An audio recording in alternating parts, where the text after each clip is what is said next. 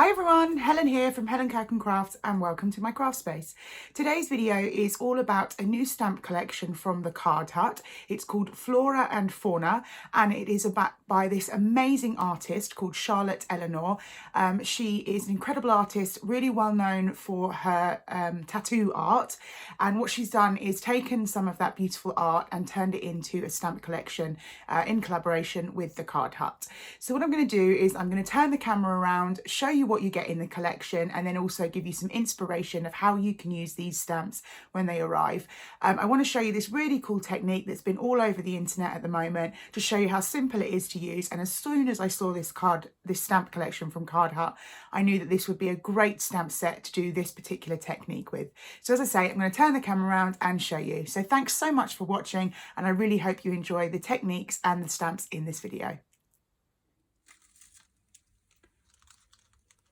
The first set in this collection is the Berries collection, and you get 4 image stamps and 3 of the sentiment stamps. The sentiments are On a Wing and a Prayer, Good Luck, Fly High, which is great. I think firstly those sentiments will work in a lot of different projects, but also these are really good size stamps, so a lot of places to do colouring in or bringing in your different mediums that you like to use.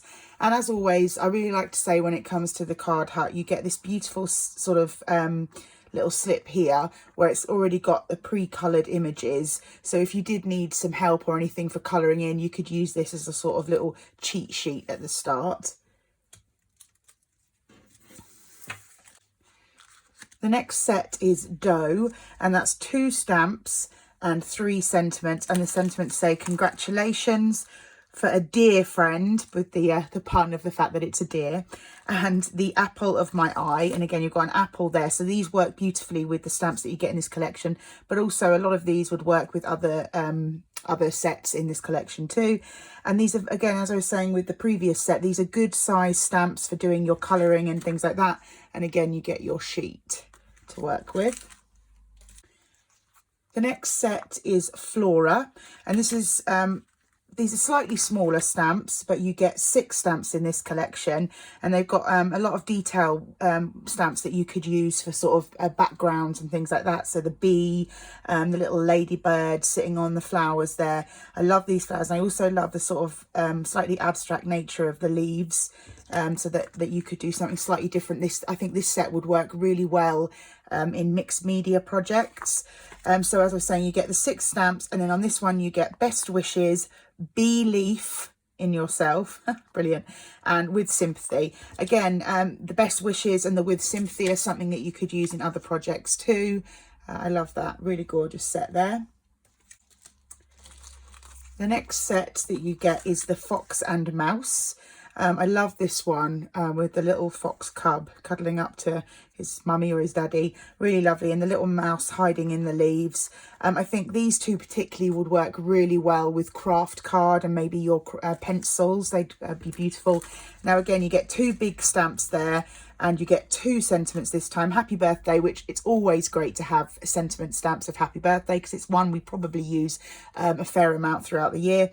And then thanks for always being there, which again I think would work beautifully with the other sets as well. That's a really lovely sentiment. And you get your little sheet if you need help with the colouring.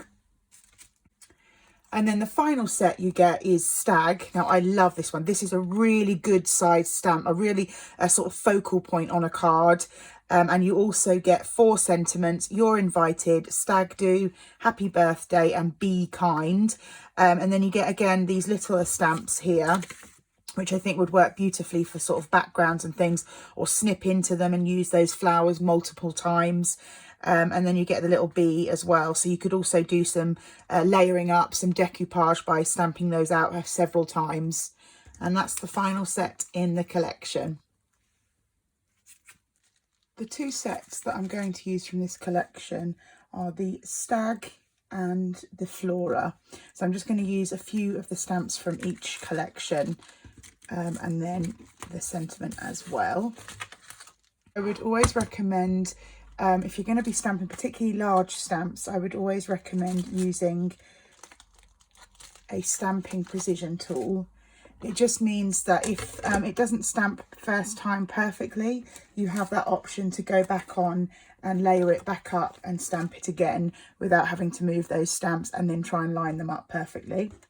So what you do is you put your stamping card here and you pop it into your stamping press. There's lots on the market that you can get, and then you just ink up the stamps that you're going to use.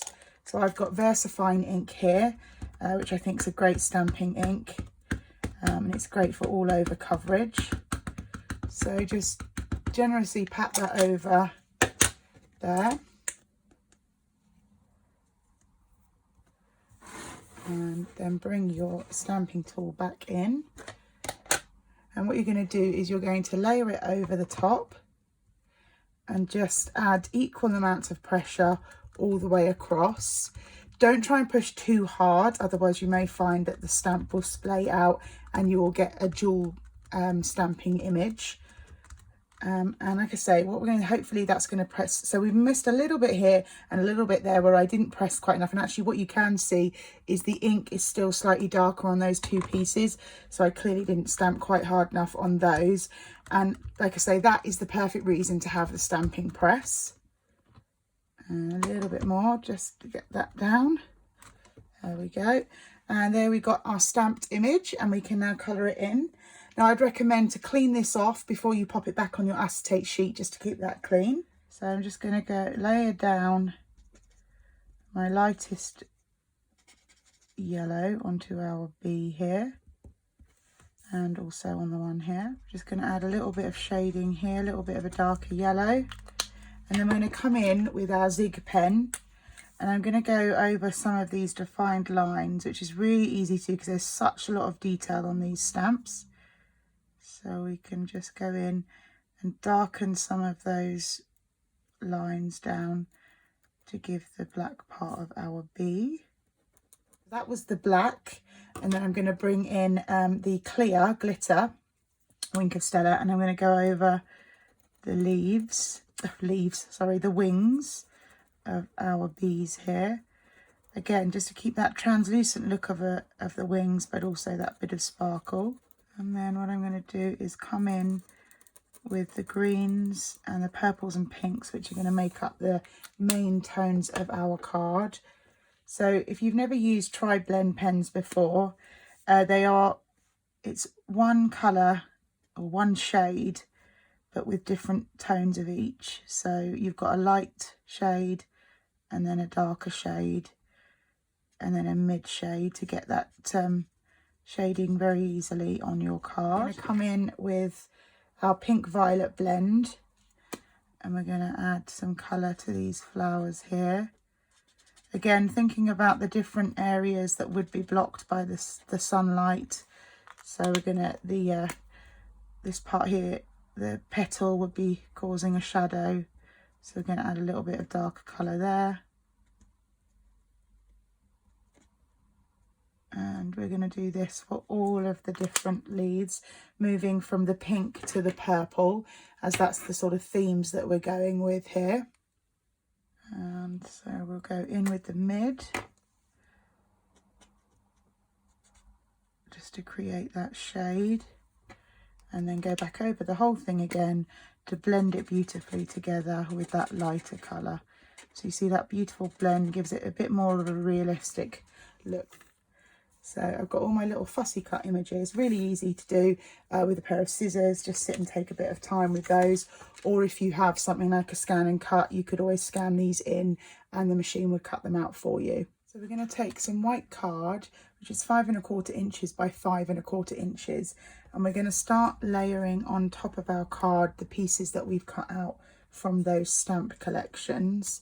Don't worry too much if you've got pieces hanging off. We're going to snip those off afterwards. It's just about finding a spot to get as much of that beautiful stamp work as we can without losing too much. So we're just bringing in all the pieces and sort of almost creating like a little jigsaw of our images here. And I think if we just move this slightly down, we could get another one of those flowers in there like that. So now we've got a beautiful coverage of our card. Then what you're going to use is this sort of cling film. It's called Press and Seal, and it's very easy to come by online. Certain websites will have it if you just look it up. It's like cling film, except it's ever so, slightly more stickier than cling film, but not sticky enough that it would hold on when you're peeling it back. That's kind of the whole point of it. It's used in kitchen for sealing food, so it comes back off quite easily. And this technique has actually been built up by the lady whose husband actually invented the press and seal. And then what you want to do is get some sharp scissors, and we're going to cut along the edge of that white paper, and then we're going to peel the paper back and have the press and seal hold on to our images. And now what we're going to do, the bit where you want to be as delicate as possible, is to peel away this white card whilst having the press and seal still hold on.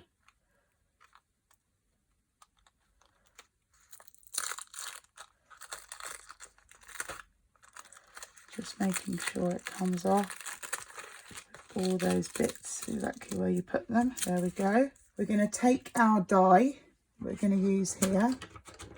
So I've got a square die that I'm going to place there, but obviously you could use hearts, ovals, whatever you wanted to, like that. I'm going to send that through my die cutting machine. Now we have two pieces here, and I've got two pieces of the card, the original card that we were using. It was 5 1/4 by 5 1/4, and another one cut exactly the same. And what we're going to do is we're going to put some, turn this over, and we're going to add some smaller foam pads to the back of our images. We're going to bring in our white card, and we're going to release the foam pads like so. Obviously it's going to take a little bit of time because we've got quite small foam pads. And now what you want to do is line this up. Now this is another tricky bit, getting this perfectly lined up. So again, just take your time, line it up as best you can. And then what we're going to do is we're going to peel this top part off.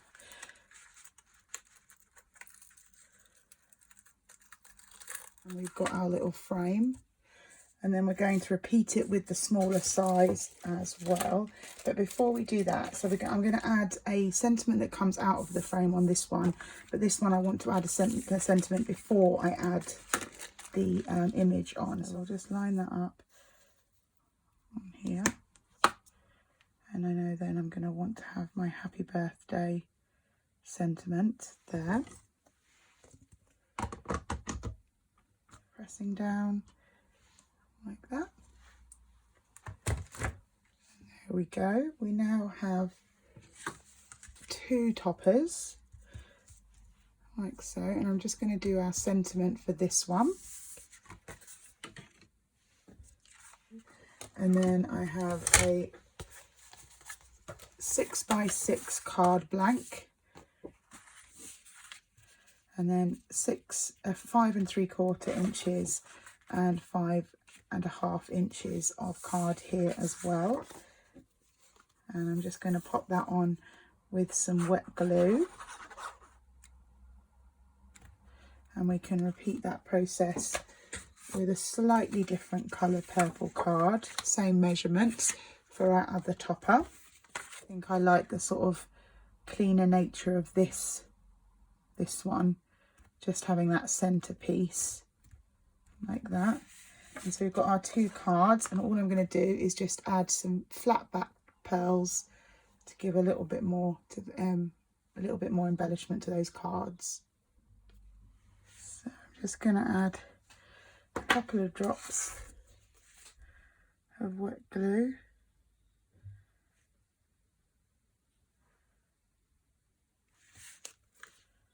And then some flat back pearls.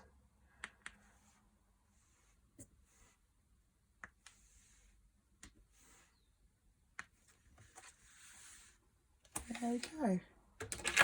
Floating 2-in-1 floating cards.